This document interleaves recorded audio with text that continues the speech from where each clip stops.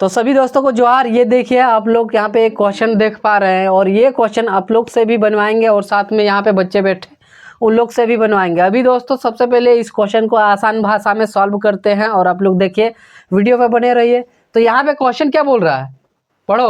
एक त्रिभुज की 3 भुजाएं 8 सेंटीमीटर और 11 सेंटीमीटर 13 सेंटीमीटर है तो उसका क्षेत्रफल ज्ञात कीजिए। क्षेत्रफल ज्ञात कीजिए। एक त्रिभुज की 3 भुजाएं, एक त्रिभुज की कितनी भुजाएं हैं? 3। जो 8 सेंटीमीटर है एक भुजा, दूसरा भुजा 11 सेंटीमीटर, तीसरा भुजा 13 सेंटीमीटर। तो इस त्रिभुज का जो है क्या ज्ञात करना है? क्षेत्रफल। ये जो है क्लास 9 का है, क्लास 9 का क्वेश्चन है, ठीक है। तो ये कैसे बनेगा हम बता दे रहे हैं। तो सबसे पहले त्रिभुज बनाना, त्रिभुज बना दिए, ठीक है। और यहाँ नाम भी दे दिए ABC। एक भुजा क्या बोल रहा है? 8 सेंटीमीटर। भुजा मतलब किनको किनको समझ आ रहा है? तुम दोनों को, तुमको रे भुजा मतलब आ रहा है? खड़ा होकर बोलो। सर तीनों ABCD। ABC को नहीं बोलेंगे, AB को बोलेंगे। ये वाला भुजा हो गया, ये भुजा हो गया, ये भुजा हो गया। आया समझ? तो यहाँ देखो पहला कितना है? 8। चलो 8, यहाँ से A से B 8, दूसरा कितना है? 11, B से C 11 और तीसरा 13 इधर AC, ठीक है। इतना समझ आया कि नहीं? इसके बाद निकालना पड़ता है। अब इसको जो है एक नाम दे देना है, इसमें नाम देना पड़ता है। चलो A बराबर कितना? 8, B बराबर कितना?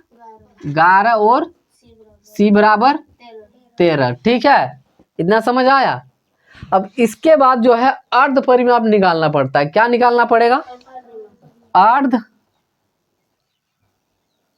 परिमाप, परिमाप, ठीक है। तो इसका फॉर्मूला होता है A plus B plus C बटे 2। A का मान कितना है? 8 है। B का मान कितना है? 11। C का मान 13 बटे 2। अब इनको जोड़ो, ऊपर में कितना हो रहा है? 8 और 11 कितना हो जाएगा? 19। 19 और 13 32 नहीं होगा? होगा कि नहीं? 32 ही होगा ना? हाँ, 32 बटे 2। इतना समझ आ गया? अब इसको काटेंगे तो क्या आएगा? नहीं आता भागा करना। 2 भागा 32, 32 है ना? हाँ 16 आएगा, मिटा देते हैं, नहीं बता रहे हैं। तो कितना? 16। इसको हम लोग S से भी डिनोट करेंगे। क्या? S, ठीक है, S। तो S बराबर कितना आया? 16। इतना समझ आ गया है? अब इसके आगे और कुछ करना पड़ता है, ठीक है। हीरोन सूत्र। क्या? हीरोन सूत्र। अंडर आ जाएगा S minus A, S minus B और S माइनस C। इतना समझ आ गया? आया कि नहीं? आ गया ना? अब चलो आगे बढ़ते हैं। रूट अंडर S का मान कितना है? S का मान कितना है? 16। अब यहाँ पे S है ना, क्या लिखेंगे? 16 नहीं लिखेंगे। घटाव A का मान क्या है? 8 है। यहाँ पे S है कि नहीं? क्या लिखेंगे? 16। घटाव B क्या लिखेंगे? 11। यहाँ पे 16 है कि नहीं? नहीं, S है कि नहीं? तो 16 लिखेंगे। घटाव C का मान क्या है? 13। इतना समझ आया? आगे बढ़ते हैं। 16। अब 8 में 8, 16 में 8 घटाएंगे ना बचेगा।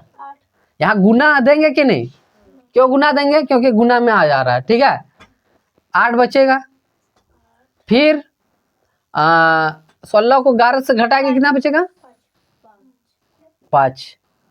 फिर 3।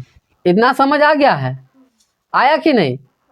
अब चलो यहाँ पे आगे बढ़ते, सबको तोड़ना है। क्या करना है? तोड़ना है। 16 है तो के को 2 लिख सकते हैं, एलसीएम सबको सिखाए हैं। तो 16 को के को 16 जो है के को 2 लिखेंगे। अरे ऐसा 16 लिखे ना, तो इसको करेंगे इस प्रकार, 8 2 2 2 1, यही ना होगा? तो के को 2 आया, 1 2 3 4। ये 4 को जो 2 लिखे वो किसके बराबर? 16 के बराबर। 8 के बराबर के को 2 लिखेंगे, कितना कितना? जल्दी बोलो। 3 हाँ 3 ठो। कितना? 3 ठो। अब 5 तो 5 ही रहेगा, 3 भी 3 रहेगा। ठीक है। अब रूट से हटाने के लिए 2 2 को लेना पड़ता है, जोड़ा लगाना पड़ता है। ठीक है। अब आगे बढ़ते हैं। इनका जोड़ा लग गया, इनका भी जोड़ा लग गया, इनका जोड़ा लगा है क्या? ये इनका जोड़ा भी लगा है, इनका भी जोड़ा लगा है? नहीं लगा। जो जोड़ा लगा उसको बाहर कर देना। 2 2 2। जो जिनका जोड़ा नहीं लगा उसको ऐसे रूट अंडर दे के क्या लिखेंगे? 2 5 और 3। 2 दूना 4, 4 दूना 8, रूट अंडर 5 दूना 10 दिया 30। इस इतना आंसर दिया है कि नहीं वहां पे? देखो पहले। हाँ, अब ऐसे बनता है। किनको किनको समझ आ गया है? आ गया ना? अभी हम नेक्स्ट क्वेश्चन बताने वाले देंगे और अभी तुरंत बना के दिखाओ। तो दोस्तों आप लोग को भी समझ में आ गया होगा। फिर मिलते हैं हम लोग नेक्स्ट वीडियो में।